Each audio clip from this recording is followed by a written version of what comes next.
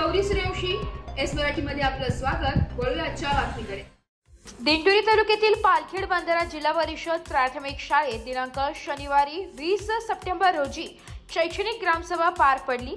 कार्यक्रमाच्या अध्यक्षस्थानी सामाजिक कार्यकर्ते बापू उर्फ तात्या चव्हाण होते, तर प्रमुख पाहुणे म्हणून सरपंच रेखा गांगुर्डे, उपसरपंच बबलू गायकवाड, मुख्याध्यापक प्रवीण खेरनार, शालेय समिती अध्यक्ष रामनाथ पिटे, उपाध्यक्ष लहानुवार, सदस्य अनवर सय्यद, संदीप पिठे, धनराज महाले, अश्विनी चव्हाण, कविता कडाळे आदी मान्यवर उपस्थित होते। प्रथमतः कार्यक्रमाचे अध्यक्ष बापू तात्या चव्हाण यांच्या हस्ते व मान्यवरांच्या हस्ते सरस्वती पूजन करण्यात आले।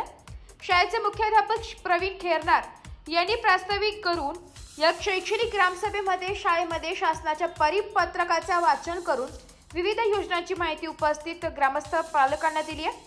तसेच शाळेचे शिक्षक दिलीप झुरडे यांनी पालकांना मुलांच्या आरोग्याबाबत माहिती देऊन पालक व पाल्य यांच्यामध्ये कसा समन्वय राखता येईल त्यासाठी काय केले पाहिजे याबाबत माहिती दिली आहे। यावेळी बापू तात्या चव्हाण यांनी आपल्या अध्यक्ष भाषणात सांगितले की पालकांनी आपल्या पाल्याचा नियमित घरी अभ्यास करून घेतला पाहिजे।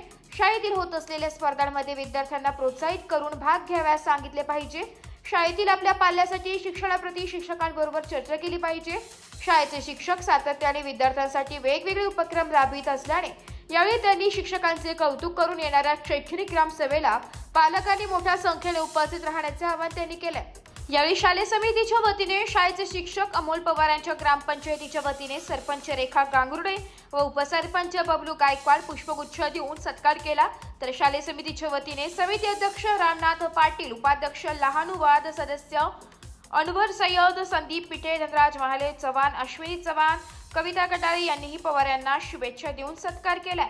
कार्यक्रमाचे सूत्रसंचालन अमोल पवार यांनी केले, तर आभार संजय सोनवणे यांनी मानले। या प्रसंगी पालक, ग्रामस्थ, शिक्षक वृंद मोठ्या संख्येने उपस्थित होते।